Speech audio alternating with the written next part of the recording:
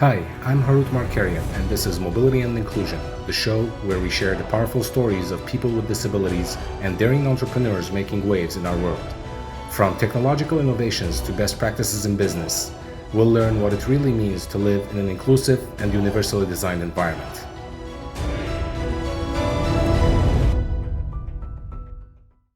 Welcome to a new episode of Mobility and Inclusion. My guest today is the one who made me do extra push-ups and extra biceps just to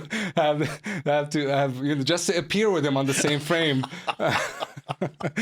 John MacLaren he's the second time with me today, and he's the 38 years who worked with the Navy SEALs, first as a cryptologist and then as a Navy SEAL on the field, right? Sure. And John, welcome again, man. Thank you for having me. It either means I screwed up royally the last time or I did okay. I'm not even going to ask which one brought me back. No, last time was great. I watched the show. It's about to go live on YouTube this Thursday.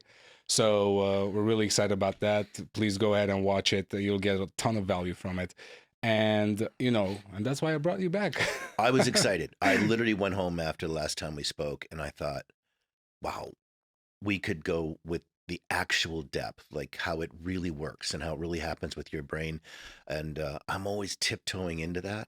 And yet it's so simple to understand that I thought, stop meeting people at the level of kind of falsehoods that we talk about Absolutely. in the news, and let's start talking about how your brain actually looks at this, how we actually understand change and evolution. I love it. So before we get going, you and I spent quite a bit of time over the weekend talking about diversity and inclusion and all this stuff. We did. I made notes. Yeah, that's how much it affected you.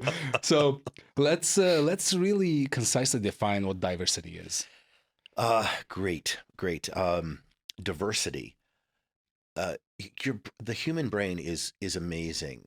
We continue to create language and use terms that your brain has no concept what to do with. I think we've always kind of known this, but being able to test it in neuroscience and research actually lets us know.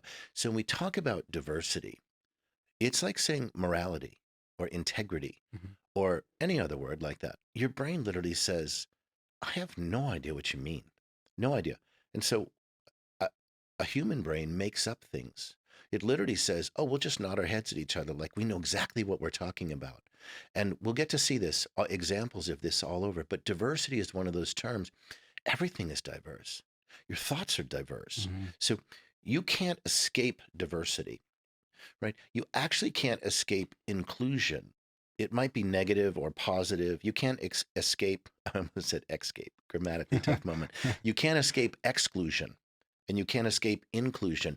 This is why these terms are so challenging, because when I train the military folks, they'll talk about high carbs and low carbs, high protein and low protein. Those terms don't mean anything, but they think they do. And all of a sudden they realize, oh, I'm just as confused as before, whether you said high or low. So we think about diversity or any of these terms. Your brain is trying to make sense of this. Your brain is actually designed to minimize diversity and minimize inclusion, right? We're born, the strongest system we have is our limbic system, fight, flight, or freeze. Up to the age of 26, we're actually barely capable of using our prefrontal cortex. It's developing over those years. So words like diversity, we all nod our heads and we think we know what we're talking about, but we don't. Our brain actually says, I have no idea what you mean by diversity. Everything's diverse. Everything is different. Everything has change and uncertainty. So when we think about diversity, if we change the words and we actually say, anytime your brain experiences change and uncertainty, it starts to increase prejudice and bias. So everything is diverse. You and I have these great similarities, these great sense of diversities. We can jump into each other's sentences, or we can be inspired or curious about what you mean and what you're going into. So it's all there. So everything's always diverse. It's what we do with it. Your brain's going to flip on that limbic system or that. So we think about this. Any change and uncertainty, and on the sign behind you is mobility and inclusion. Look, those words are full of change and uncertainty. First of all, I look at them and I think that could mean any group of people. So our brains are always diverse. They're always dealing with diversity. It's what we train them to do as opposed to what they naturally do Yeah. that actually increases our ability to understand, learn, have empathy, listen, perceive each other more closely. Absolutely. All those things. So it's a crazy word, diversity and inclusion. It's always happening. Hmm. It's whether our brain is able to perceive it more negatively or more positively. And I think that's where we're headed with your other great questions you Absolutely, asked. absolutely. But before we go into those, you mentioned a few terms: Uh-huh. limbic system, prefrontal cortex, and let's define those for the audience so they can stay with us in our conversation Okay. and they understand what we're talking about when you mention these words. All right. My favorite two subjects. My favorite two. When we talk about this, I have two boards on the wall. I have a left board and a right board of the whiteboard. The left board symbolizes your limbic system, your fight, flight, or freeze system. The right board, your prefrontal cortex. There are billions or trillions of things happening in those areas all the time, but we can simplify them so much for our purposes, and they're really right on point.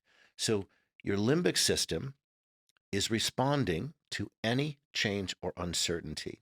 Because you think about it, as human beings, we haven't been around that long. So you and I experiencing change and uncertainty at work or in thoughts or in a loud noise or whatever, our limbic system says, might be a saber-toothed tiger. Let's get prepared. So it prepares itself. So your limbic system starts to prioritize. It starts to take the resources that were in your prefrontal cortex. And then your adrenaline comes up, your cortisol comes up, your dopamine, serotonin, oxytocin potential decreases, except for what's used by the limbic system, what activates there. So again, a lot happening. We're going to simplify it. And we go into fight, flight, or freeze. So most of what we're talking about, or what I hear people talking about when they talk about diversity and inclusion, is, are you able to experience change and uncertainty and promote positive chemistry, reactivating and strengthening the behaviors that your prefrontal cortex recognizes, like empathy, problem solving, creativity, IQ, EQ, all of those things. And those are prefrontal cortex activated areas. Or when we experience change and uncertainty, if we drive down what we call the pathway of negative emotions, then we minimize all those areas. One of the first things that happens is we increase our prejudice and bias. So prejudice and bias have been talked about so much that we think of them as orientation, religion. They're not any prejudice and bias, right? We are naturally designed to slow down acceptance of diversity. Yep. Right? Absolutely. It's right there. Absolutely. It's the strongest system we have, is to say, I'm unfamiliar with you. I should create a story that gives me a foundation for slowing down my knowledge of you and your growth. And the question you asked this weekend about checking the box that you'll get to, that's exactly why. That's why we've gotten to a check the box scenario instead of actually get to benefit from each other's diversity. Yeah. No, it makes a lot of sense. And speaking of mobility and inclusion, I was thinking about it coming down here. What does mobility and inclusion really mean? Well, it can mean a lot of things for a lot of people, right? And when I talk about mobility, I usually think about a wheel, right? And the wheel can be either used in a one-dimensional environment where it's like just spinning on a same axis, basically going nowhere, right? Or you choose to go on a two-dimensional axis. Now there's like a two double-edged sword, if you will. You can either go forward or go backwards, right? And be sure that if you're not moving forward, you're definitely going backwards, because time is progressing, right? Time is, because change is inevitable, right? Yeah. But personal growth is a choice. So, and when we come to, you said checking the box, right? We're talking about all these, mainly we're talking about all these companies or corporations and institutions promoting the diversity, but maybe not necessarily doing it in the right way, meaning they're just checking a box because they have to do it, right? But you and I know that really a diverse situation comes from you being natural, right? Mm. Looking for what's best for the individual, for the corporation. So how can people be, or corporations, institutions, how can we get away from just having to check the box? It's a paradigm shift, isn't it? Since we live in a culture, if you watch news or anything, if you watch news, politics, especially in the last 20, 25 years, I'm Mhm. old enough where I've seen a shift in how much news or politics might be designed to activate your limbic system. Remember, when we go into fight, flight, or freeze, some research studies will show your IQ, your available IQ drops up to 30 points, right? 30, that's a lot. Your ability to accept facts, if I just use some Maslow's terms, acceptance of facts, uh, self-respect, Yep. the ability to have a sense of achievement, your confidence, it all drops down when your limbic system, because you don't need to be confident to not get hit by the bus. You need to not get hit by the bus. That becomes your only focus. I don't need to be able to hear you, so I have tunnel vision, tunnel hearing. So I think first, if we look at corporations or society, remember, we talk about politicians or corporations as if they're different than us, and they aren't. They are us. Yep. People just like us with brains like ours are politicians. They're executives, they're school teachers, they're students, they're all of these things. So they are us.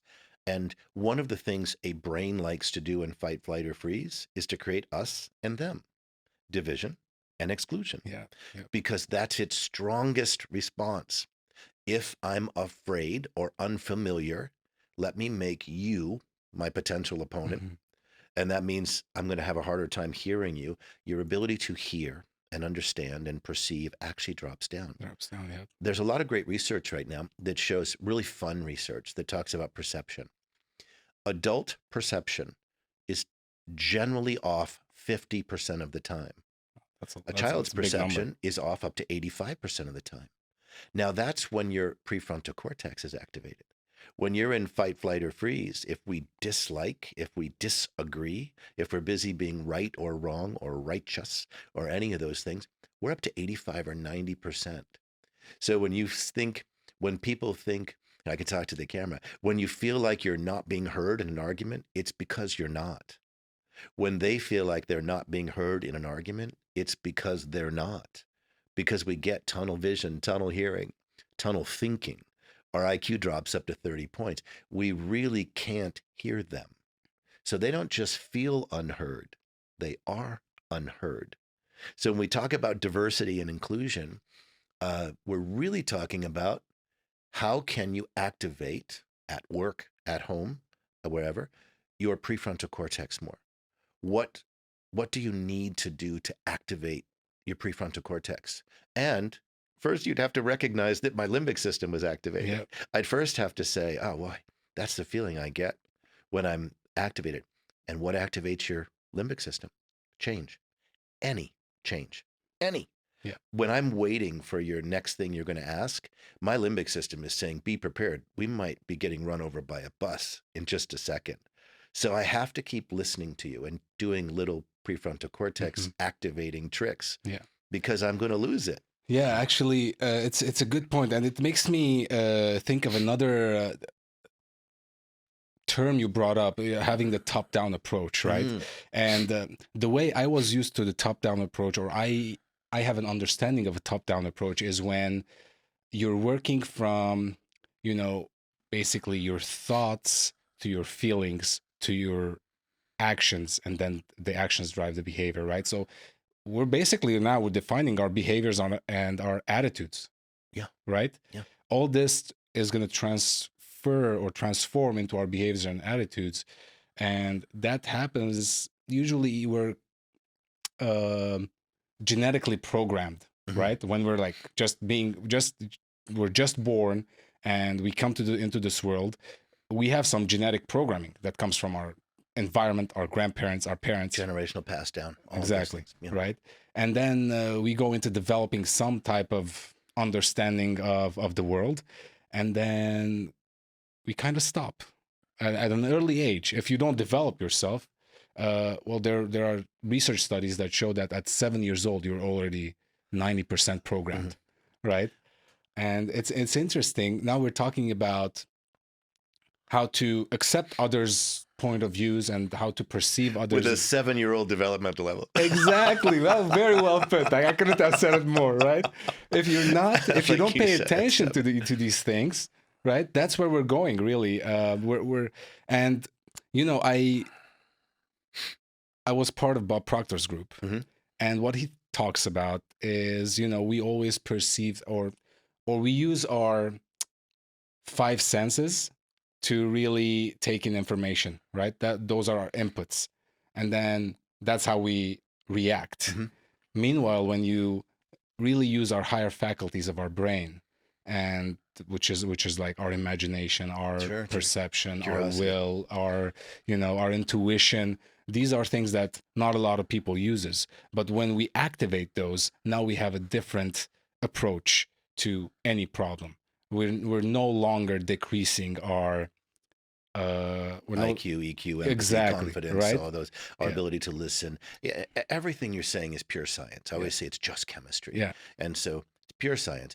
I listen to people like you speak, and I think I'm hearing you talk about, brain chemistry. Unfortunately, we can measure it now.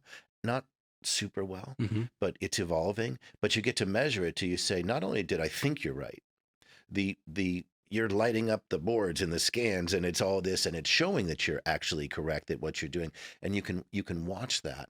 And you started that statement by saying it's a top down, and I used the expression culture is created top down, and it's tested and confirmed at the bottom and the middle. Absolutely. Right. So, but the other thing is we're all the top. We're all the top. So when you think about this, someone in the SEAL team community the other day said, well, why do you keep saying it's leadership? We're talking about some issues, some culture and character evolution issues that the SEAL teams might be facing. May not be, depends who you talk to. But and one of the things I said, no, you will seldom hear me say leadership. I say leadership development, because we're all leaders. Absolutely. We're all leading. We're sitting here in the chair, and this is, I get to come visit your show and your thing, and yet I have to carry my own. I have to hold my own, right? So we're all leaders. And so the reason I say the top down is because that's a chain of command. Yeah. So we all have a chain of command. And what happens is the chain of command is leading the primary indoctrination communication. As you said, and indoctrination is not a negative word for me. It is simply a doctrine that is being repeated over and over again. I could repeat a positive doctrine or a negative doctrine. If I mention certain words, your viewers naturally go into more fight, flight, or freeze. Yeah. And they might, whether I mention any words, but I know I can pick some, and that's why I don't, because I don't want to drop their IQ. I actually want to encourage their IQ to be greater. Yeah. So the doctrine I'm talking about will actually leave them. Let me give you an example. I work with a lot of young folks, and their parents said, aren't you afraid that all this positive training is going to make them, because I work in domestic violence, pedophile prevention, all these things, it's going to make them more of a target? And I said, no, you're misunderstanding the brain in this case. We don't become safer by being more afraid and more cautious. We actually become smarter about creating our environment by activating and engaging our prefrontal cortex more. And you just explained it the way Bob Proctor says it. You become in a position to actually create more, understand more, be aware more. Yeah. And the more aware I am, the less negativity I create around me. Samurai versus foot soldier. Yeah. I can be a highly trained foot soldier and I still lay waste to the village. Or I can be the samurai. The more I am well-rounded, the more I can fight the brutal and lethal battle and then go home again and not have laid waste to the village. So it seems challenging to some folks at first, because what you said, a lot of young people, we are formed up. We are even going to college when we don't have a highly tuned or highly functional prefrontal cortex. Yep. We could not possibly develop wisdom at that age. And yet we based an almost entire society and corporate structure on developing it by that age. Recently, in days of old, you shut up and did the work until you had enough experience to speak up. Yeah. You know, I worked in the film industry some years ago, and it's still that structure there. You are to do your job and be seen and not heard until you have enough experience to offer. I think it's one of the damages we've done for young folks is opinions without experience is just your limbic system. You know, it's just your limbic system running the show. Whereas experience lets you say, well, you know what, I've seen work before. Whenever I hear someone say, in my opinion, I always think, I hope there's a serious amount of experience in a resume that goes with this. Otherwise, we're just absolutely you're just talking instead of listening. yeah, absolutely. And that is a problem these days, you know. I see it in the military candidates. One of the young candidates said, I said, look, when we work with other instructors and they are the ones responsible, that I am working for them. Any one of us could run the show. We've been in this game for 30 plus years. Any one of us could run that show. And they said, you're right, you never say anything. I said, because they're in charge. And my opinion is not relevant. My experience and my ability to follow through is relevant. And one of the young women said, you're the first person I've ever heard say my opinion doesn't matter. And I said, well, everyone's lied to you. Everyone's lied to you. Your experience matters. Other than that, your opinion is just whatever you came up with based on this finite amount of knowledge and a lack of experience. And, you know, man, you're taking me to a whole different place. I realize we just bounced way off the questions. No, it's fine, but I mean, this is important as well because nowadays, you know, the younger generation doesn't feel like they need that experience. And what I love about it is that I am not minimizing the contribution that any human being can make. Simply saying that if you understand brain chemistry, to get back on track as well, if you understand anything about how your limbic system and prefrontal cortex works, then what happens is you realize my opinion is typically based on my fight, flight, or freeze system firing.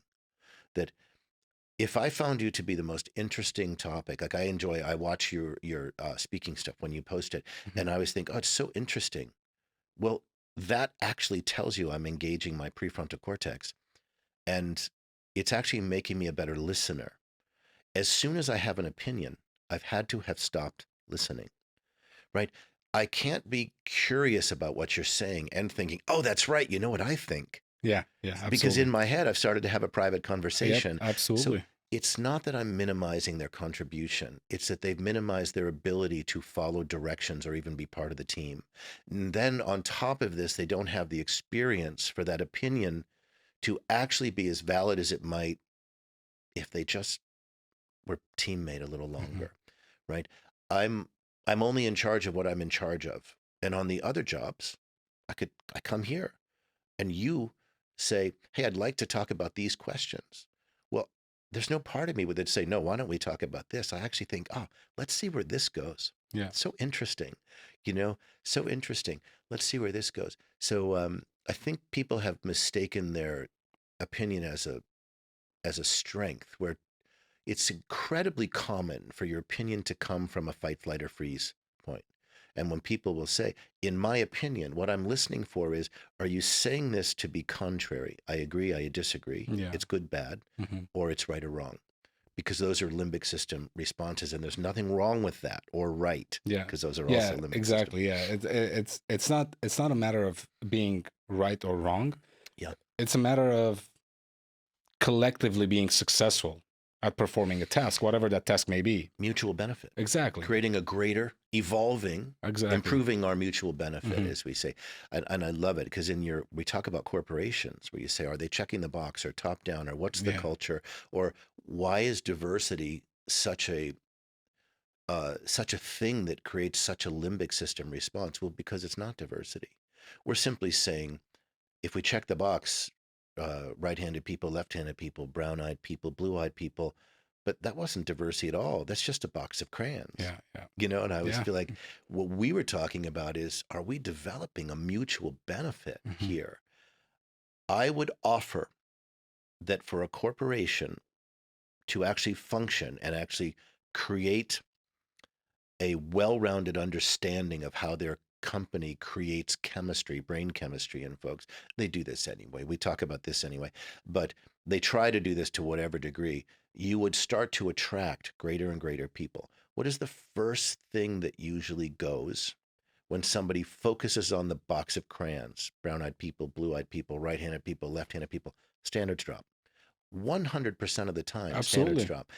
You cannot depend on communication as well. It had nothing to do with diversity. It's just that if you aren't developing the self, as you said, if we're not developing greater understanding of people, performance, and profit based on chemistry, that was Maslow's entire hierarchy of needs, what you have to do then is you'll watch a company drop its standards down.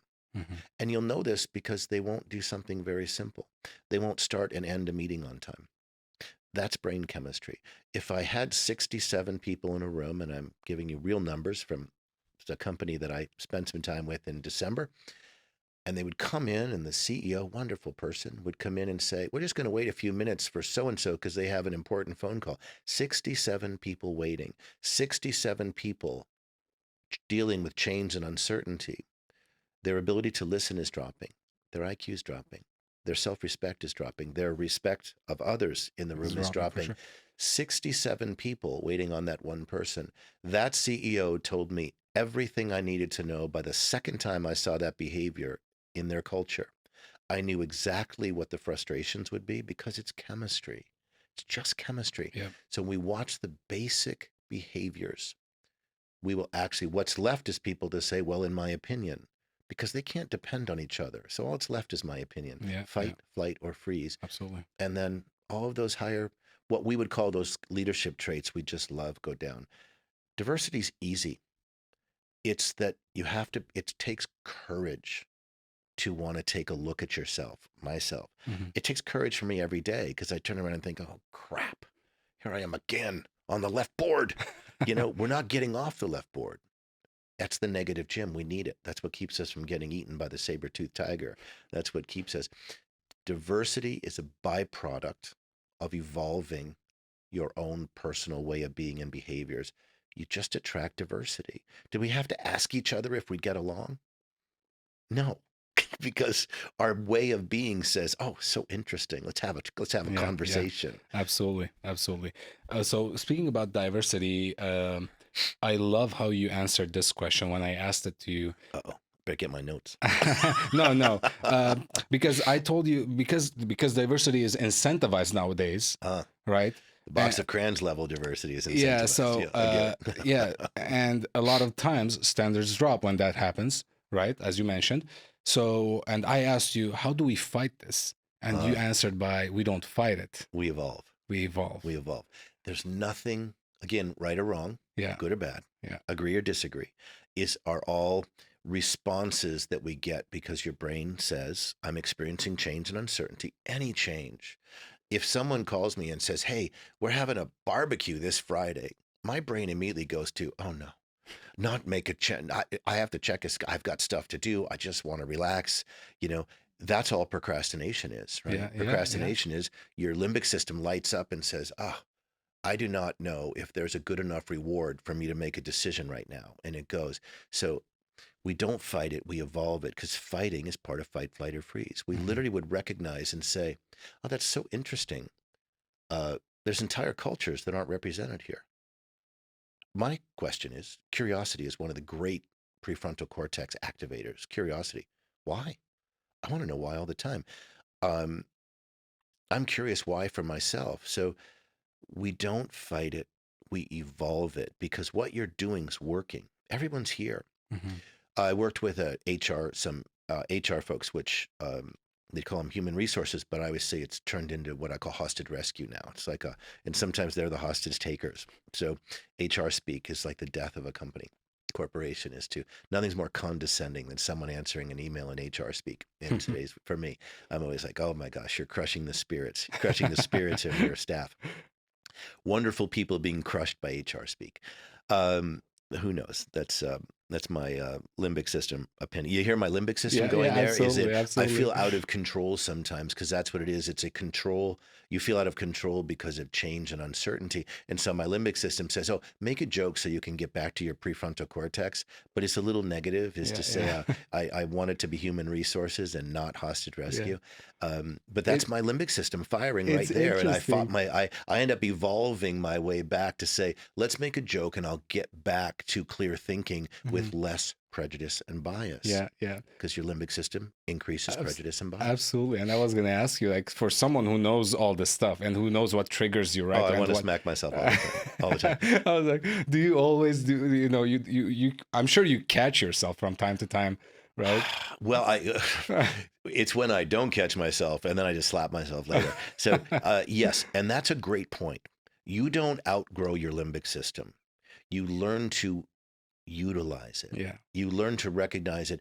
I'm never going to be great at it. I've realized Mhm. I'm never going to be great at it Yeah. because my definition of great would continue to change. It's constant So, work in yes, progress. because, and this is the amazing part, when you activate your prefrontal cortex more and more, and you start developing a life that is naturally your life is more and more interesting Mhm. because you're more and more interested, Yeah. you know, Yeah. because our limbic system shuts down our interest. We want to focus on not getting hit by the bus, where your prefrontal cortex says, that's so interesting. I wonder why they phrase it differently. So interesting the way they phrase that. Why? I was in a meeting with some executives in November, December, or I forget what month Mhm. I'm in right now. So anyway, several months ago, and there was a company there doing D&I, diversity inclusion, and they started to argue terminology in the LGBTQ community. And I won't go into the terminology because it again activates people's Yeah. limbic Yeah. system. It Yeah. doesn't matter. And uh, two of the women in the room who happened to be in that community, when we walked out of the meeting, she looked at me and she said, I could tell by the look on your face, she said, and I loved it. She said, how is the Caucasian military straight guy get it? And the guy doing it, I said, because you're not considering the culture the speaker comes from. I said, so the terminology they used is more prevalent in that culture. Mhm. And the terminology you use is not. And that would be considered an insult to you. She goes, it is. I'm offended. I said, but if you understand their culture, and I said, the challenge here is that the person leading the D&I meeting does not is not really accommodating your culture, your understanding of the LGBTQ community. And I said, they are calling it something else. And very, very simple. And she said, I didn't realize that. She said, I've been, and I said, yes, because you've been you your whole life. I Yeah. said, Yeah. but it's a different culture. I said, so their terminology accommodates their culture. And the only reason I could be aware of that is because I'm so curious. Why are they both so stuck with that term? I really want to know because some years ago I started to really look into it and started to understand it. But um, the point being, that's diversity and inclusion. Get curious what puts you in the limbic system. Get Mm. curious what fires your limbic system. One, it activates because I do feel if I work with some HR departments and I'll watch them crushing spirits of people, what appears to be crushing the spirit of their staff, and I think, well, why? But then if I go to the legal department, I understand why. The legal department is covering as a little CYA there. Yeah. And Yeah. it's crushing and tearing apart the desire for diversity because diversity wasn't about the box of crayons. It was about when I recognized I was feeling out of control in change and uncertainty and what I did with it, Yeah. whether I continued to go down into irritation, frustration, anger, or some sort of depression, oppression, Mhm. suppression, repression, all things we do Yeah. at Yeah. work, Yeah. all Yeah. things we do at work. So diversity inclusion is so exciting for me because first of all, it's not a real thing. Like everything is diverse and everything is inclusive and exclusive. Yeah. So the terms themselves lend themselves to activating your limbic system Yep. Yep. because um, what it really is what do I do with this? And it comes down to standards. You started with raising standards. I Mhm. always say the reason my military programs are so diverse, that would be considered very diverse and inclusive, is because I have high standards with the flexibility for certain variables, but the standards are extremely high. when I first started this, the Navy said, "You're training people too hard, you're going to lose them." And I said, "No, you won't. Because as long as I'm paying attention to them and listening to them, as long as I'm evolving as an instructor, the standards should keep rising, not falling." Absolutely. Because then we develop standards for new people. Yeah. We say, okay, your standards and their standards, totally different. They're brand new. Mm-hmm. They've never had this conversation before. They have to work their way up. So because of that, there's a place for everyone. And I've become this, people from many countries write and say, "Is there anything you can do for me in my country?" And I think, wow, I never imagined, because when I started, I spent a lot of time instructing from the left board, from my limbic system. I was afraid to not produce. I was afraid that I wasn't able to help them produce and be safe and all these things. So the amazing part is when I started to understand how it worked and work to get myself to the prefrontal cortex, people come out of, I can't handle them. That's why it's a nonprofit, right? I can't handle the load. Yeah. I can't handle absolutely. the load because I evolved. Yep. And No, it makes a lot of sense. And when I put the show name Mobility and Inclusion, I didn't know what I was getting myself into. right. You know? What can of worms that Yeah, was. exactly. I was like, keep digging yourself a hole. Yeah, because this could be, and I think everybody knows by now that mobility and inclusion I primarily meant for the community of people with disabilities, Sure. right? And that's the community that I wanted to serve. And when I talk about inclusion, I usually talk about how people with disabilities are left behind, right? And they're not put on a level playing field. They're always some excuse into either leaving them behind or not including them in society, right? So that's what I wanted to bring up and raise awareness. But as I kept doing this, it was much bigger than that. And, we talked about it earlier about being mutually beneficial, right? Let's all of us be successful, be mutually beneficial. And now the more I think about mobility and inclusion, the more I think about the can of worms that I opened, right? But I love it too, because I'm old enough where I've worked with many athletes in the Challenge Athletes Foundation, whatever, and known many. I'm old enough where I have watched the change from people who had obviously visible physical disability, like missing a leg, things like that, be from the side of the field to one of the key players, be left out. I grew up with kids who would be told to get right home and sit on the couch because of physical limitations, to them being one of the key players in a sport. So I'm old enough to have watched that change. It's amazing. And what I love about what you've done here, when you said you open up a can of worms, if it's highly visible and you can demonstrate it, it changes the world. Because to just talk about that, you and I have the same process, it's just not so visible. As my brother said when he was alive, when he would do speaking, he said, if you don't recognize your disabilities, you're just not paying attention. So we recognize them through people who we could say, oh, I visually get that. I visually get that. What can we do about it? So, what is a disability, right? The lack of ability to do things that are common for other people. Well, all you and I have to do is change professions. And now we have experiential disability. We have an experiential disability. And I always say, so I love what you did, because if we go from here, then we say, oh, I can actually see in my own way. I can actually evolve here myself. I need all these other people around me. Absolutely. I didn't start, as I think your experience as well, until you start doing this, my evolution is only here, and all of a sudden I start putting it out, and then I hear your response or some of the folks' response on the podcasts. And then the next week, I think I'm in the shower and I think, oh my gosh, that was an amazing statement you made. Because right now I'm a little on the left board, right? We're in public on camera. So I'm like, I'm not going to be my best self. I got to let it sink in.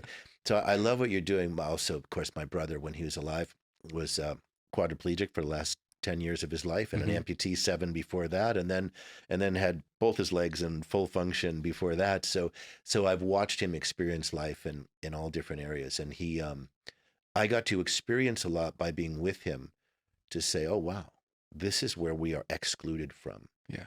I'll give you a fun one. We used to have the handicapped rooms were always next to the elevators and the ice machine in hotels years and years ago. And now they're commonly not. Yeah. And I always said, oh, finally, we've been upgraded to not being next to the elevator and the ice machine. In the nicest hotel all night, you hear from the ice machines. And I thought, wow, that's a change in the world. That's not a given that you're in the crappiest room on the floor.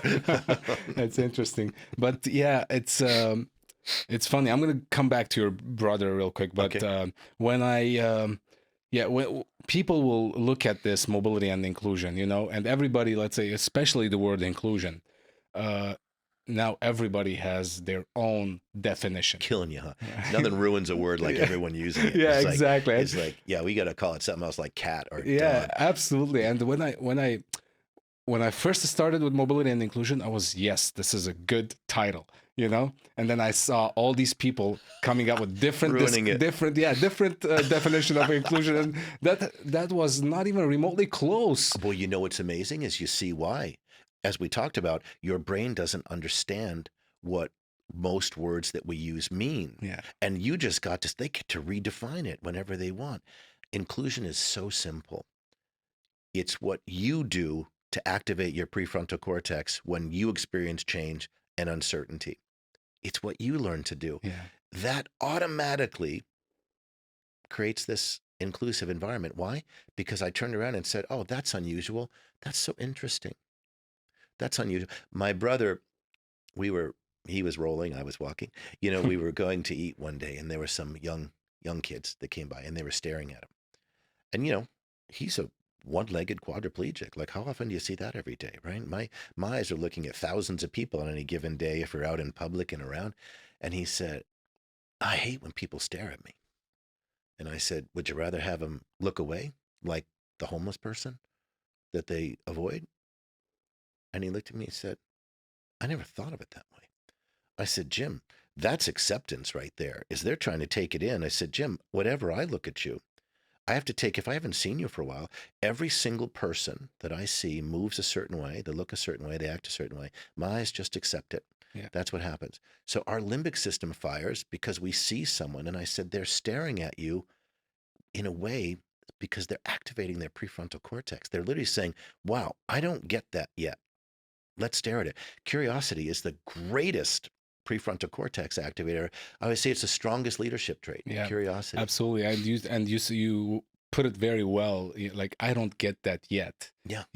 And that's what I'm trying to do with this show. Kind of like raise awareness, right? Yeah. Bring topics, maybe controversial topics, maybe not, but bring topics that are not commonly discussed, right? Especially those of people with disabilities, and let the people who don't get that yet, get exposure to it and evolve.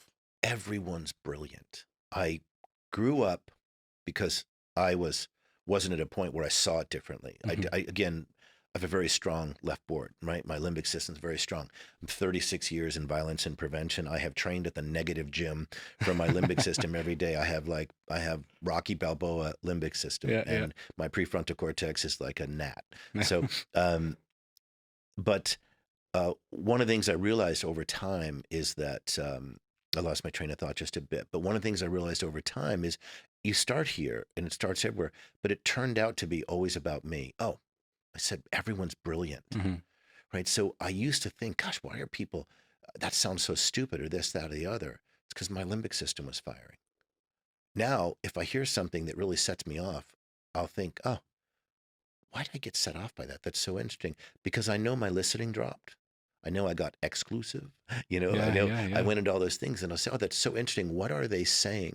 Well, all of a sudden I started to hear people's brilliance, and I realized, wow, people aren't dumb at all. They're actually brilliant. It's that we dumb ourselves down and they can dumb themselves down. But if you look for their brilliance. So when I look at these words there, and I kind of knowing where your interests were, and I think it's amazing because something my brother told me once, Jim, we rolled up to a restaurant, and I wasn't sure if I went over this the last time, but no. Okay. We roll up to a restaurant and a couple of friends with us in San Diego. And he rolls up and he says, "Hey, can you just get me my book out of my bag? I'm just going to stay out here and read my book." He's in an electric wheelchair, right? So it's heavy. And I said, "Why?" And he looks down and there's one cement step going inside. And he said, "This is an old building, family restaurant." And I said, "Well, Jim, we can boost you up that step." And this concept changed my life. I filed it away then, but this is how I work with companies, the military, all these people. And he said, that one step is a sign of everything that follows. It's always the small first step. Yeah. And so anybody with mobility issues is like, they see it coming. They're like radar going, "Oh no, you see that one thing right there?" Mm-hmm. And he said, everyone inside is going to be super friendly. They're going to do their best to accommodate me. I will upset the entire system. And this is what I really hope corporate people hear. The way you answer emails, the way you start and end your meetings on time, all of those things, that is your only culture. Yeah. The chemistry you created by that first step. So what Jim said, he said, "John, if we go in there," he said, "I already can tell you if that step's there, the door's not going to be wide enough." And he said, "Then the tables are going to be too close together." And he said, "Everyone's going to bend over backwards to accommodate me. They're going to be so nice. They will all be disrupted. Every single person in there will have to go slightly out of their way. There'll be a lot of uncomfortable looks, a bunch of uncomfortable smiles." What he's describing is brain chemistry, change and uncertainty. He said, Mm-hmm. so that is the culture. And, I wrote this in an article, that little story. It's the first time I mentioned it in years. But that one step is our basic behavior, the culture of us. Absolutely. Absolutely. And so when I think anybody with mobility challenges probably has a one step in their mind saying, "Oh, there's my one step." No, absolutely. And know? and now you started talking about accessibility, right? Yeah. And that's another huge topic. And there's this other one hotel in Europe that visitors come by and they go at the counter to check in, Mhm. right? And one day these two old ladies walk in, and they're gonna check in, and they have canes, right? Canes. They're walking with canes. They're just they don't have a disability per se, Mhm. but due to old age, they're using a cane. And fashion. And fashion. Well, I'm almost old enough for fashionable canes. Absolutely. So as they're checking, they lean the cane on the counter Mhm. against the counter wall or whatever. And as they're writing or swiping the credit card, whatever it may be, the cane falls. Now this lady has to bend over, right? And now she's risking a fall, Mhm. or she's risking something to happen to her lower back, or whatever the case may be, right? Now she needs somebody's help to, come and get her the cane. What they did is, next time these two ladies came by, they installed these small brackets Uh-huh. on the counter wall where they go in and they clip in their canes, and the brackets cost like Yeah, sure. $2, right? Small things that made a whole lot of difference, right? It's everyone comes down to small things. What is Rear Admiral McRaven said? If you can't do the little things right, Stephen Covey says there are no little things. Right? Everyone's saying the same thing, and you're saying these small little behaviors. That's your culture. Yeah. Your culture is: did I notice that I could maintain standards in the cost-benefit analysis? Mhm. It was no big deal for me to put some things out there for the canes, and this is my culture. Yeah. Now, so while we can't make every single small change, because we also have standards, at corporations, we have standards. Mhm. Can we actually do the job in the amount of time we need to do the job? Yep. And then I can get curious about it. So this is the problem with checking the box. If we're checking the box, what happens is we're literally saying, find the person with the most impressive check the box resume. Now I'm 56 as of yesterday. As of yesterday, I'm 56. Happy birthday. Thank you. You don't live as long as I have and work as hard as I have without having cool stuff to put on your resume. Yeah. It in no way means I'm the best person for your company. Because, but if you're checking the box and you said, "Oh, we need to hire some veterans and, Yeah. and blah, blah, blah, and we need to have people who can carry on my minimal command of the English language, and then you can check that box. So what I often say is, there's not a culture I've ever seen or worked in that doesn't have brilliant, amazing people at all levels. Hmm. And one of the things we find in my Team Eagle One program and the Navy SEAL candidate program is 30-40% of our candidates don't join the SEAL teams. They were never right for the SEAL teams.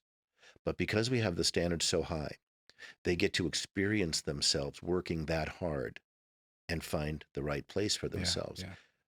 The military's version is just send them all down that range and let the ones fail who don't figure it out. Hmm.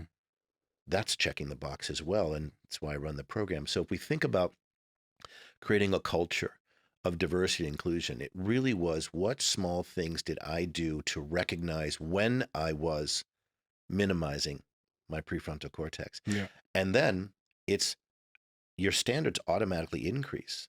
The better instructor I become, which I will never be, I will not live long enough to be a good instructor, right? No, I just won't. I'm aware of how big the space of possibilities is, and also I won't live long enough to fill that space. I'm just aware that there's too much amazing to know. It actually makes me a better fighter, Hmm. because I'm not running around in fear and angst and upset all the time. Yeah. But I have a very strong left board. So we think about cultures, we think about mobility, all these things. We think about the fact that what happens to people, performance, and profit when you're living in fight, flight, or freeze, which almost every corporation I've ever been to, well, one, because I'm working with them, so that means they're having some challenges. Their single greatest thing is the top down is creating a fight, flight, or freeze environment. It's that simple. It's more common than we like to admit. Well, it's exactly why we talk about Maslow's hierarchy of needs. Yeah. He may have developed that in therapy, but the reason it got popular is because he went to corporations and said, hey, industrial revolution has happened. If you want to make more money now, you'll start understanding how people work. You'll start understanding that if people are in fight, flight, or freeze, they have tunnel vision, tunnel hearing, they get physically weaker, their immune system comes down, they have more sick days. Mhm. So, and you and I aren't saying coddling people. We're saying raise the standards Yeah. and create systems that support that prefrontal cortex. Absolutely. Then all you need is a good PR department, Yeah. because people are going to say, Glassdoor is one of the best PRs there, because they will tell you, my company promotes fight, flight, or freeze or not. Yeah. Like, they're going to tell you. So when I see companies checking the box, I always think, I already know your employees are miserable, but your box of crayons is colorful. Yeah. Your religious orientation and skin tone box of crayons, probably fantastic. You probably got a couple wheelchairs rolling around. I would rather have the people in mobility and inclusion and the box of crayons be satisfied, because I'm going to get more out of them. If it were only profit reasons, we would do this. If for only people reasons, we would do this. Yeah. Two things come to mind. One is, we're really talking about people's unlimited potential. I love the phrase. Yeah, love it. I I use it in class. Release your unlimited potential. Yeah, exactly. And most people don't know that they have unlimited potential. They just limit themselves. Because we are hardwired to be average or slightly less than average. Mhm. We are hardwired to lean towards the negative because it's safe. If we never learn a thing, being afraid of everything and minimizing ourselves is as safe as we can get, except that it's minimizing. And then ultimately that's not. After the age of 15, 18, 20, it's not safe anymore. Yeah. It's not safe to just be in fight, flight, or freeze, because what does fight, flight, or freeze do? Eliminates relationships. That's its job. Mhm. Fight, flight, freeze. Eliminate the relationship. Stop the input, seek relief, eliminate the relationship. Absolutely. That's what your limbic system does. So every time your employees go, God, we have to wait 10 minutes for this meeting to start, you are eliminating their relationship to themselves. Mhm. And that in turn will eliminate to you. So you've literally eliminated their relationship by making them wait, by not being able to depend on an email response. As my brother said, that one step is a sign of culture. I just will send emails in a company that I work with and see who responds.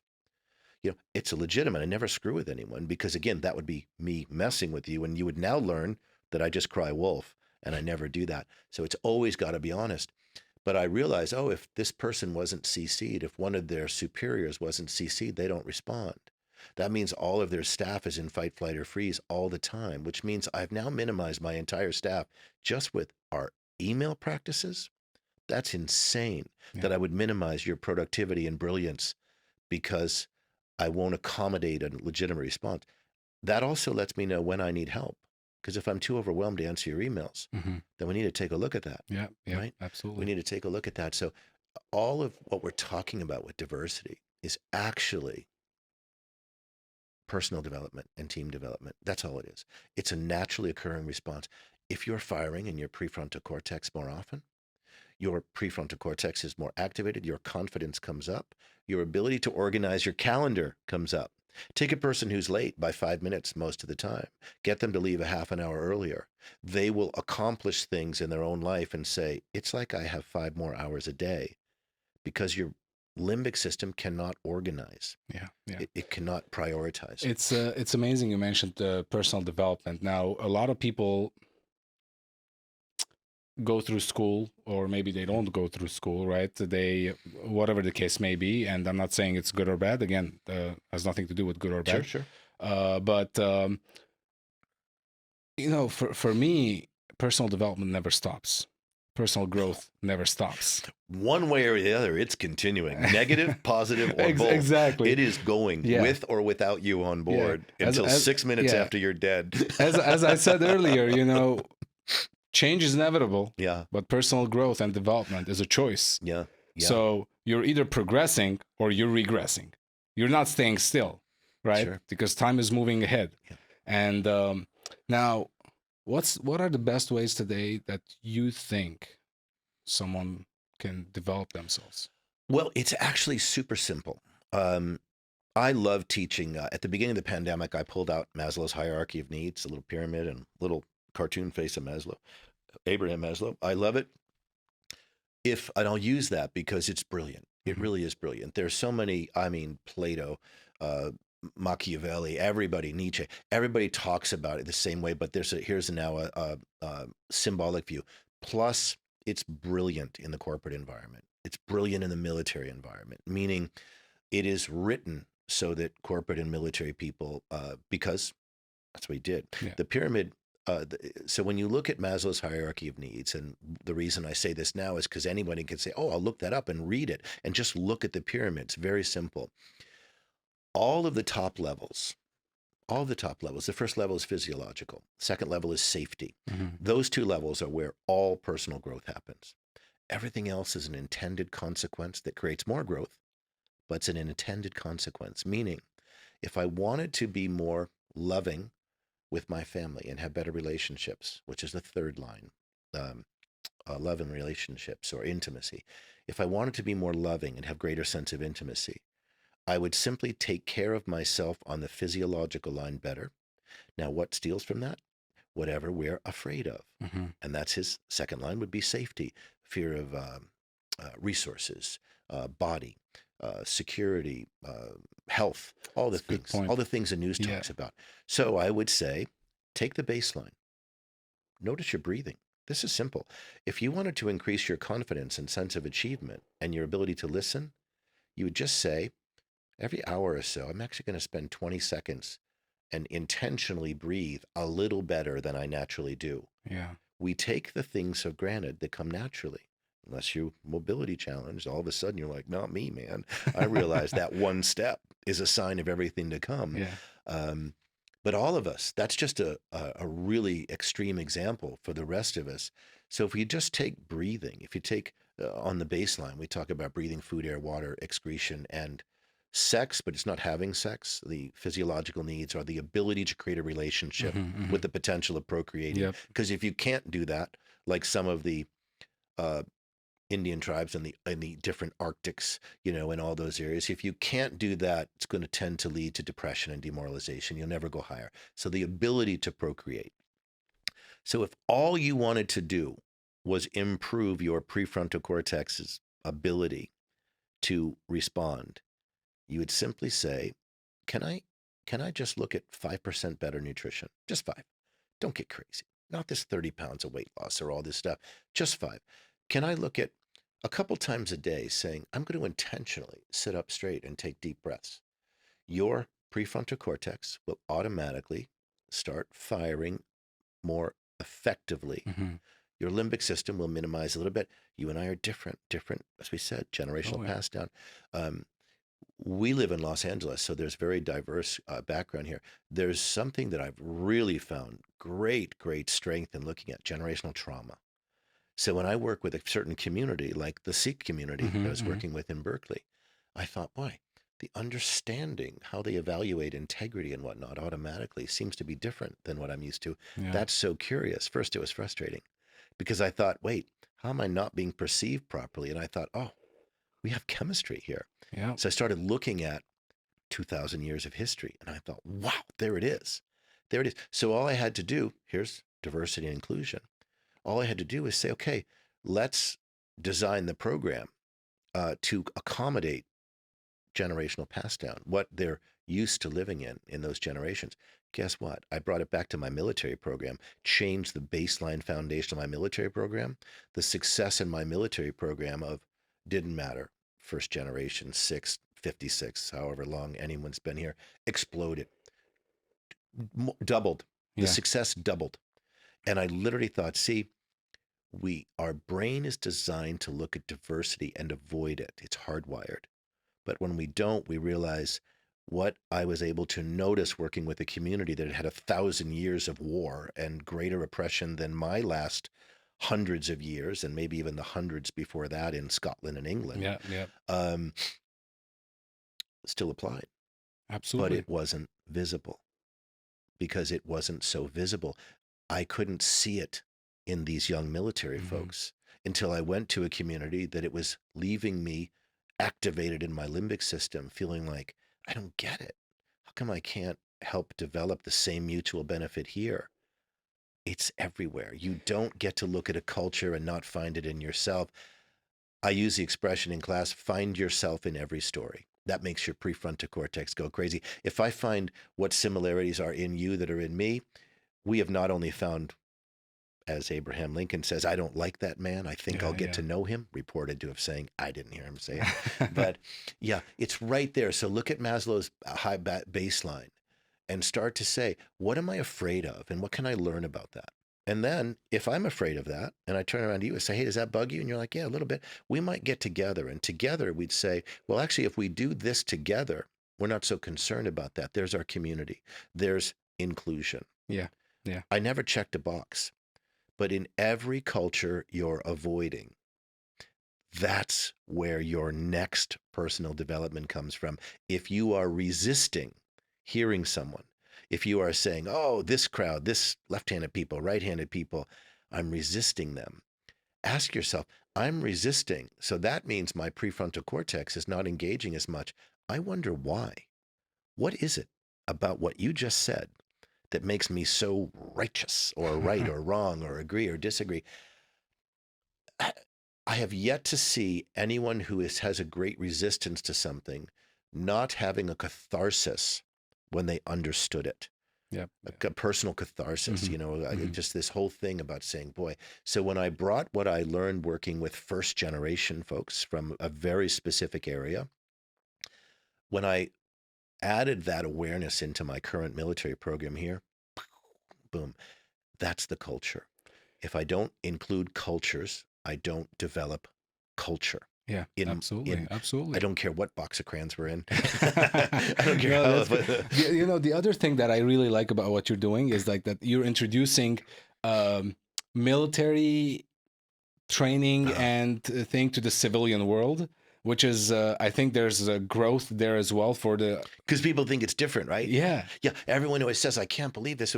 It's the same brain. Yeah. We all have an argument. Yeah. Sometimes we just don't kill people. And the military's job is not to kill people. It's actually to prevent that. Yep.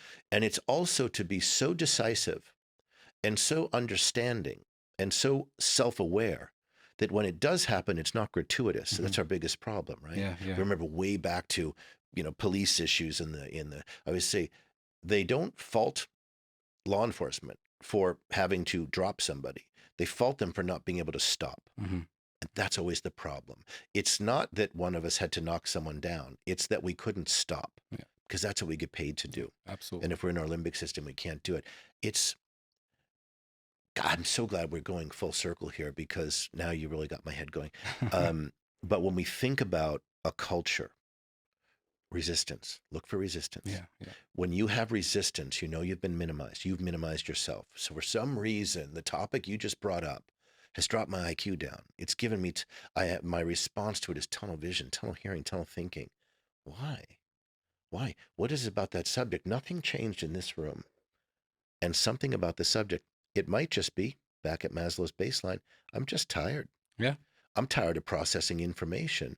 David Rock in the Neuroscience Institute tells us you only get about 4.5 hours, 4 hours a day of real cognitive thinking. So if you use that up on email, when you get in the meeting, you're going to be irritable. Absolutely. And you're destroying the culture of you because we didn't understand the science of us. So now my limbic system, level 4, control, fear, anger, depression. My limbic system is down at level 4. I'm exhausted. And that means tunnel vision, tunnel hearing, low self-respect.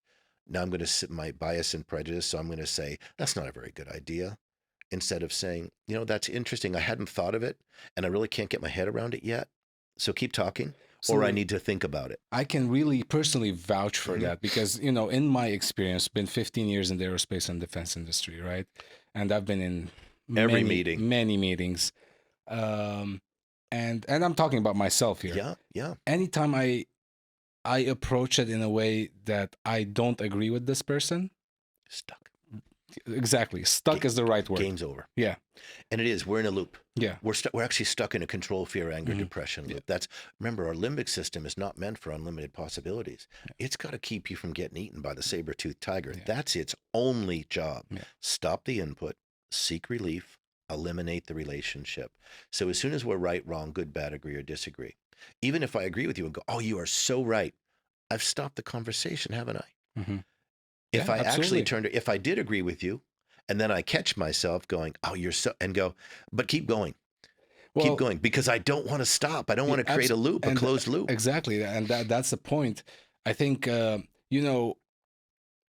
even when you meet someone that you agree with, if he just tells you that, yeah, I agree with you, it's like the conversation is over. Let's go home. Over. But we didn't necessarily solve a problem or find a solution to our problem. Or evolve, right? Yeah.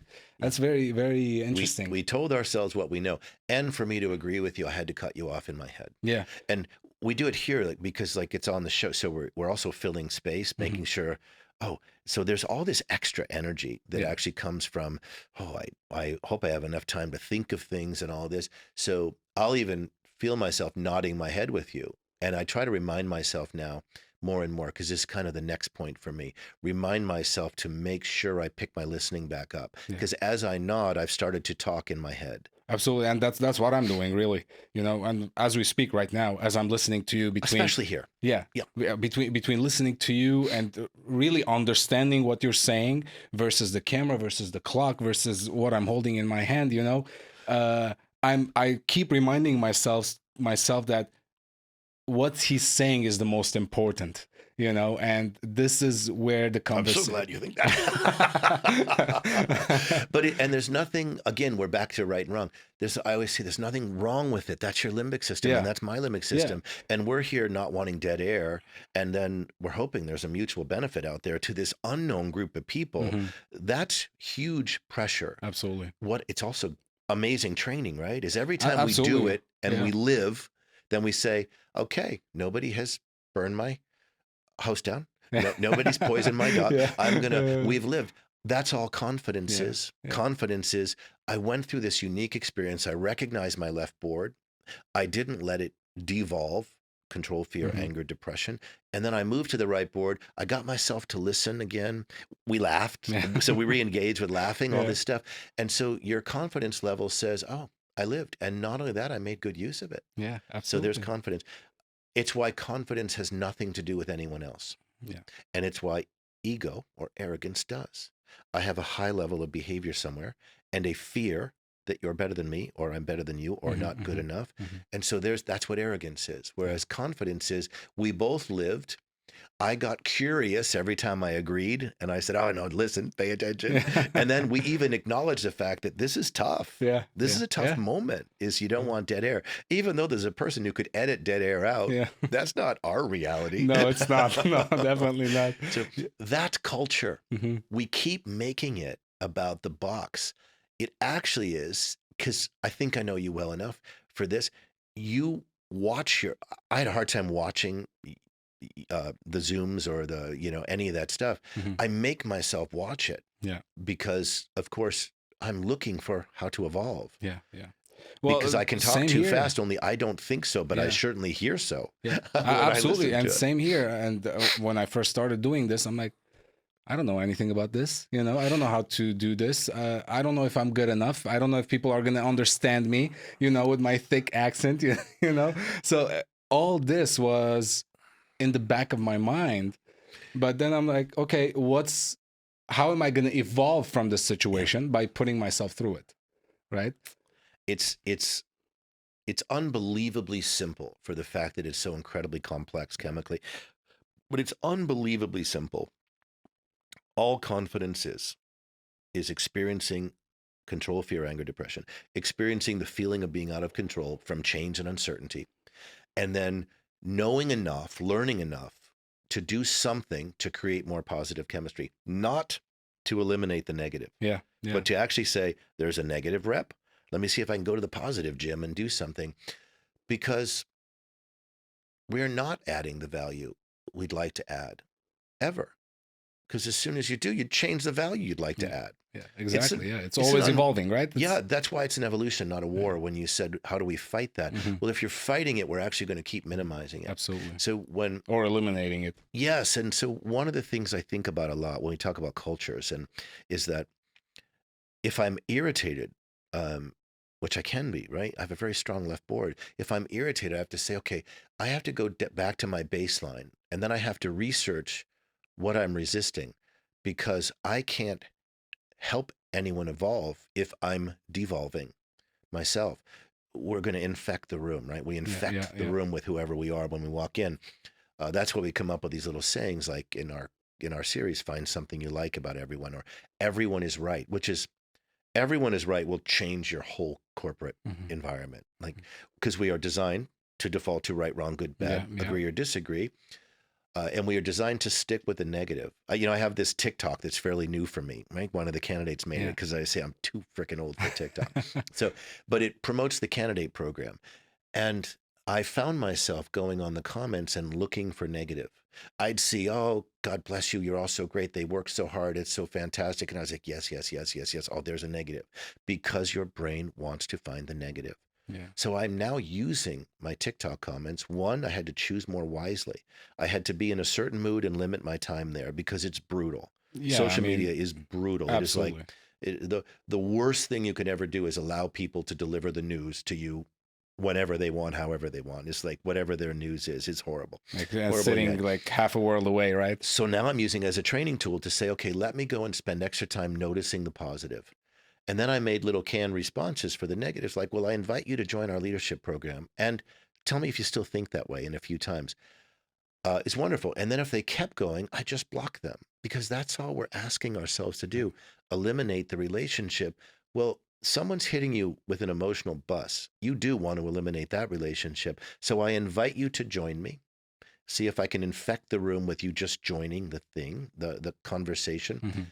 And if they keep going, I think, it's not about them. For some reason, I'm not strong enough to navigate that level of negativity, nor do I want to be. I'm not strong enough to stop a knife from, or a bullet from penetrating me.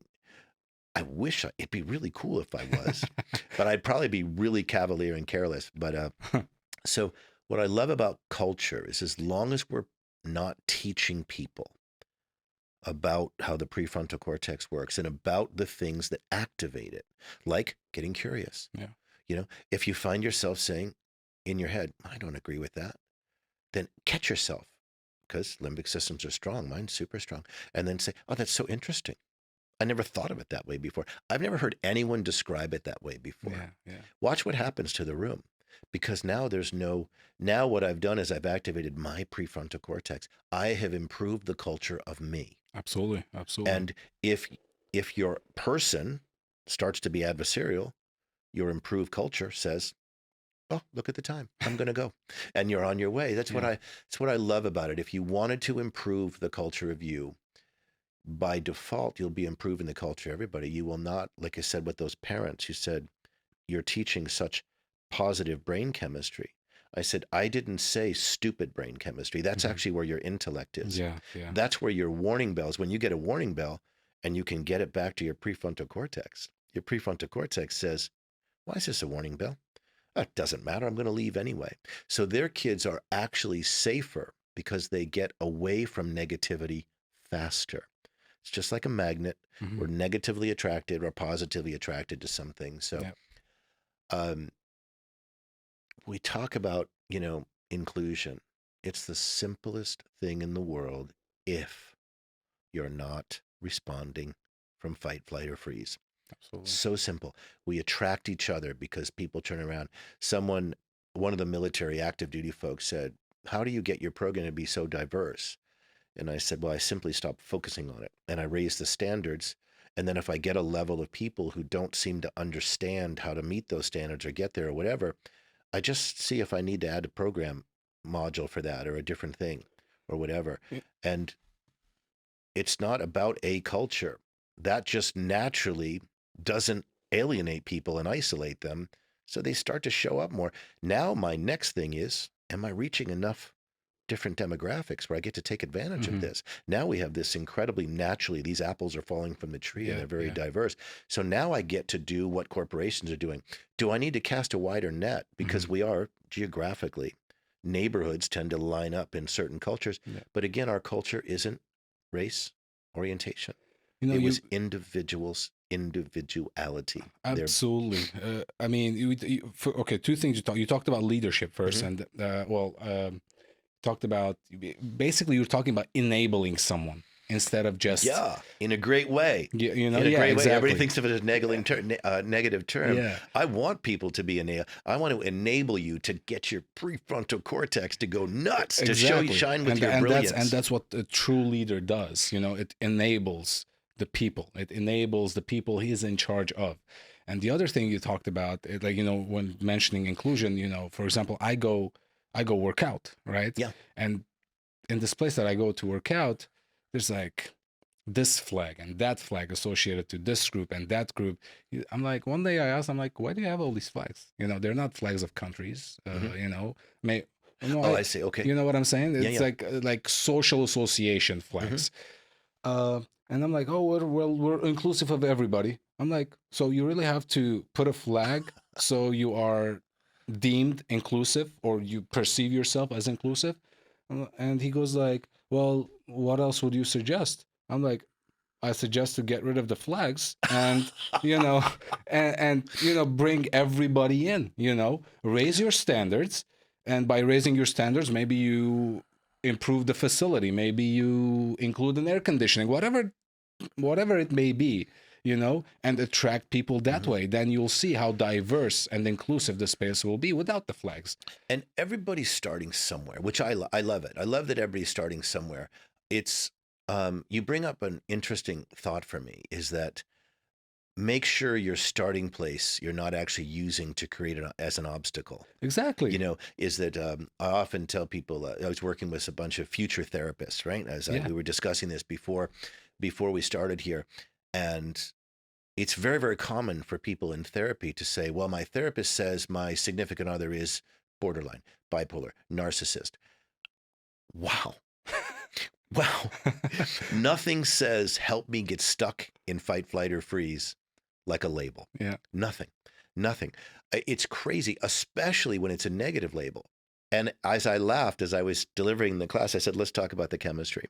No one in an argument doesn't seem bipolar or narcissistic to the opposite person. You're either emotional enough where I say, well, you're like getting crazy hysterical. You must be bipolar, or else all you think about is yourself. You're not even listening to me. You're so narcissistic. And I always joke and say only a person who's really demonstrating the traits of a narcissist would call someone a narcissist, because by definition, it's saying they're just being them. But in fight, flight, or freeze, all those labels become true. and we use them as weapons. And one of the things I said to the future therapist is stop arming your people to stay in negativity. Yes. You are literally making them dumb, and they're paying you for it. I actually love what you just said. Yeah. Because I feel like every time, and I come from a very divided country, you know. I'm familiar of somewhat in my own way for history, studying history. And I lived there 23 years. My parents lived there 40, 50 years before me, right? It was never good. It's still not good. So this is a history of since the 40s, maybe. You know, there was a span of maybe 10 years that it was doing good, but it was never to the standards that it should have been as a country, as a unity, right? And the reason for that, I truly believe this, is because of the divisiveness. It has 18 sects, 18 different groups, political groups in a country that is like 10,000 kilometers, you know, which is like smaller than LA. So, and the only reason I'm bringing this up is because exclusion and division deteriorates something. And it's incredibly powerful. It's a wonderful way. Well, the reason we have left, right, and center news channels, right? It's a wonderful way to, as I've spoken to you before, when I work with groups who are very politically polarized, which I actually used to be somewhat, but again, you can't be developing your prefrontal cortex and be and have a whole bunch of hot buttons. Yeah. The hot buttons are in your limbic system, and so, and I started to get more curious. And that's where I really developed, actually, before the last election. I started developing, no, I hadn't heard that. Keep going. That's so interesting. I hadn't heard anybody phrase it that way. Whatever was real to me, and I'm going to say this to the camera, do not lie with your responses. Nothing infects a room with limbic system logic like saying, I'm going to make up a canned response and do it. So do not lie. Think about what comes naturally to you and say it. But I started to say, and it changed my life. Because again, this is how I developed everyone is right. Is every time somebody would talk, I would think everyone is right. How are they right? And not they're right in their way and I'm right in mine. Forget me. Yeah. I want to know how you're 100% right. Yeah. How are you thinking about the answers that you're giving me? What I found is everybody wants almost the same thing, as you know. You know, Machiavelli would write that, you know, you take someone's land and they're going to fight over it forever. They always say you're better off killing the head of the family than taking their land, because then their grandkids won't come back after you. And I love that. But everyone is right. There is no greater. That within about 8 weeks of it, it kind of fell out. I was delivering a class once and I said, well, look, everyone's right. It's one of those moments where about 6 people in that class and myself said, oh, we've got to develop that one right there. Everyone is right. Because when you remember, your limbic system is asking the question, am I safe? Am I safe? Am I safe? I. I'm hot. I'm cold. I'm hungry. I'm offended. I'm this, my opinion. Yeah. You know, it's all a matter of saying, I'm not only dumbing myself down, but I'm not listening to you. I can't listen to you because I've created tunnel vision, tunnel hearing. That's also what enthusiasm creates, by the way. So it's crazy. There's a positive side of your limbic system. So, everyone is right. I started saying, you know, forget about me. If I felt myself starting to go into, well, I don't. And I was like, oh, there's resistance. Everyone is right. So find something you like about everyone, and everyone is right. And then back to Maslow's baseline. Inhale and exhale a few times when you feel resistance. Because what happens is your prefrontal cortex is being drained of chemistry when you feel that resistance.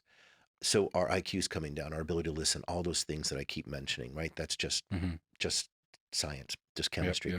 And our adrenaline and cortisol is coming up. So I'm literally dropping my immune system down. I'm getting tense and I'm getting dumb. And I'm getting hard of hearing and hard of seeing and hard of thinking. Like all of these things I'm doing to myself by going, I don't agree.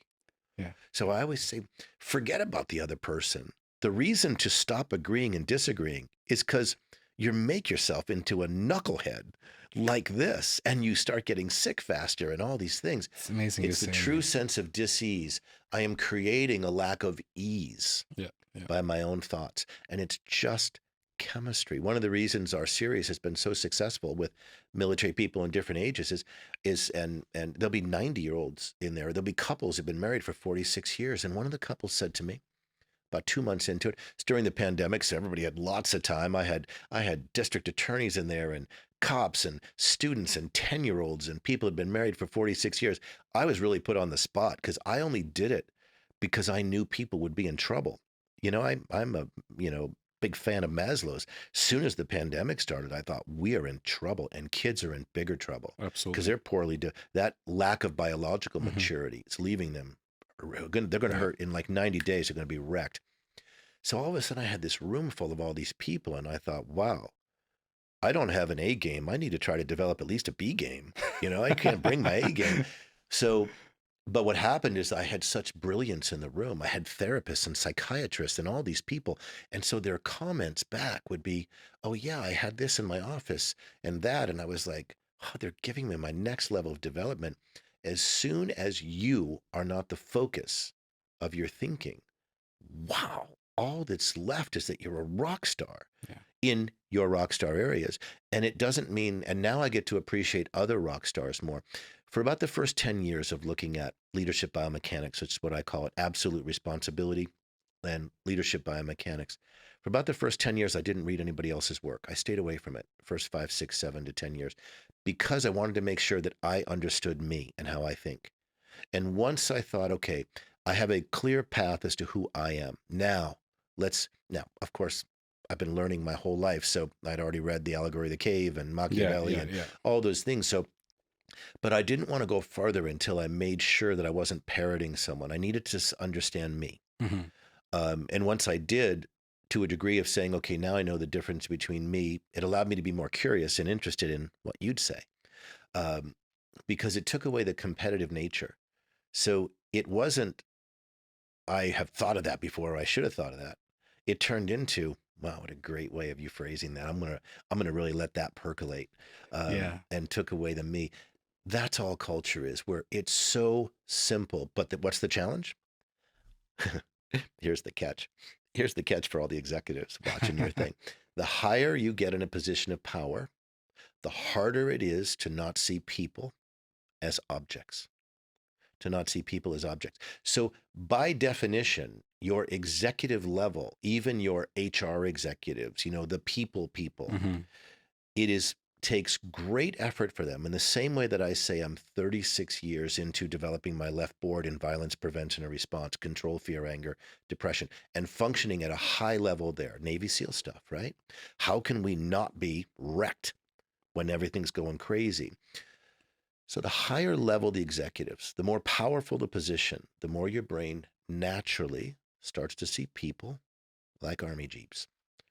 So the more work you have to do. So one of the biggest things I find when working with executives or military people is it is activating their fight, flight, or freeze response to even begin to admit that there's so much prefrontal cortex work. So that's why I just started to describe it as the negative Jim and the positive Jim. Yeah. Because it's not good or bad. They needed that to make those big decisions. Mhm. But we start to understand the negative Jim is now ruling our life. Yeah. Yeah.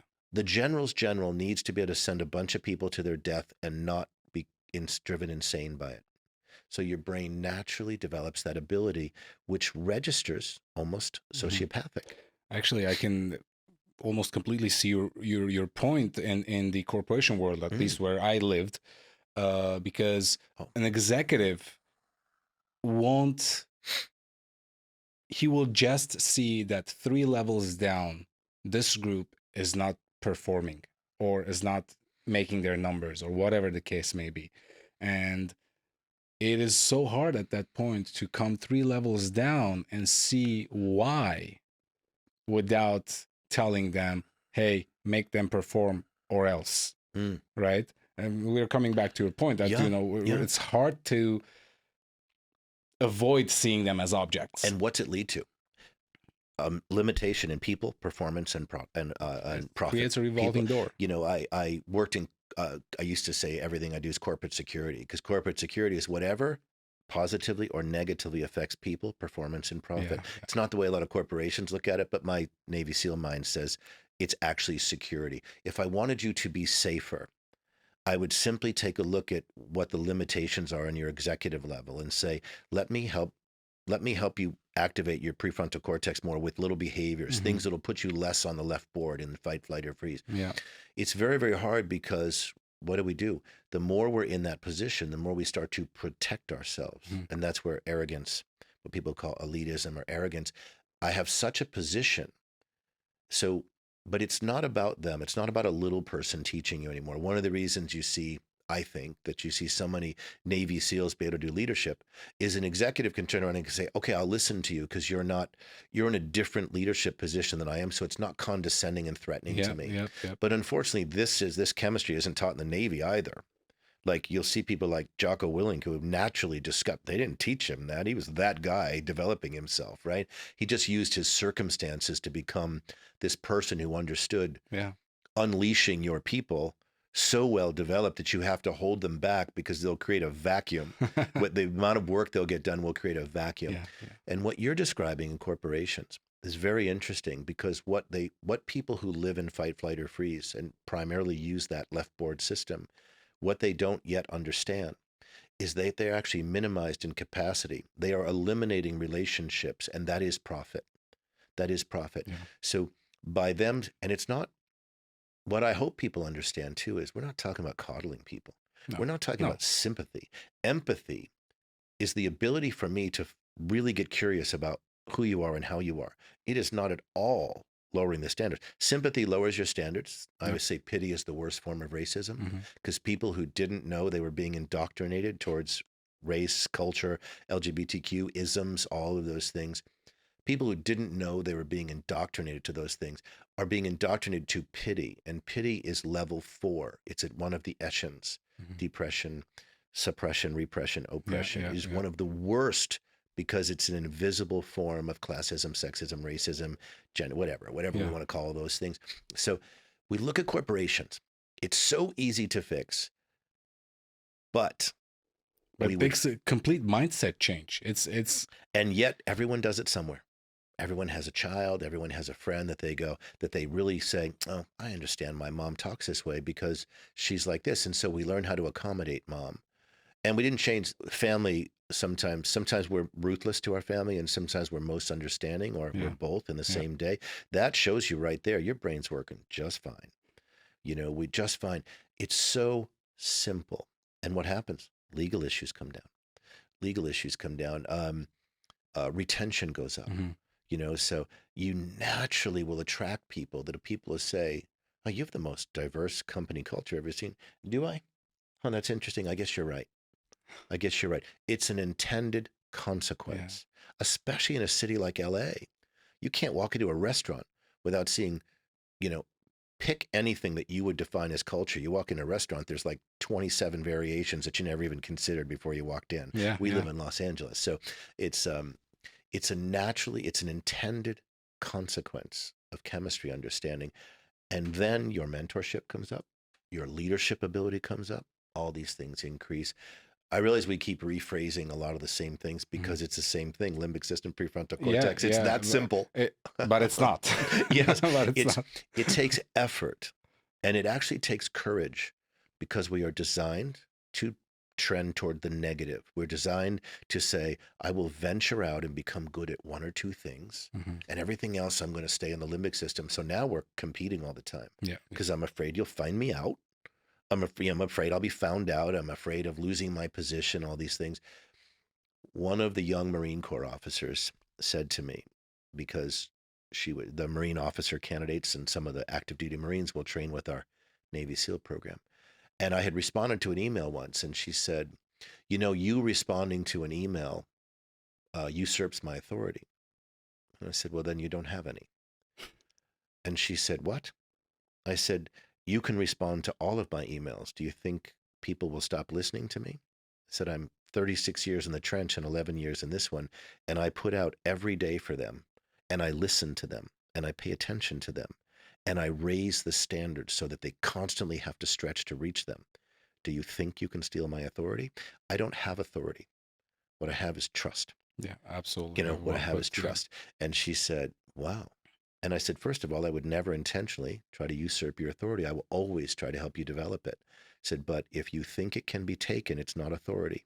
It's force. It's fight, flight, or Yeah, freeze. absolutely. And I said, you can't take mine. And if you could, that candidate needs to go with you because then you're the right mentor for them, not me. And she just said, boy, that just changed my life. I said, because we both went together to find mutual benefit in this moment. There's the culture. There's Yeah. the culture. Awesome. Awesome. We're going to wrap it up. And please, how can people find you? How can people donate to Direct Action? Donate, yes, nonprofit. Our program has grown. I'll talk to the camera on this one.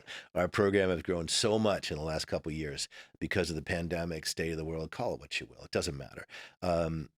If you're listening here today, I think we have one of the most amazing development programs for, again, people, performance, and profit. Civilians, military, early in career, especially work with corporations.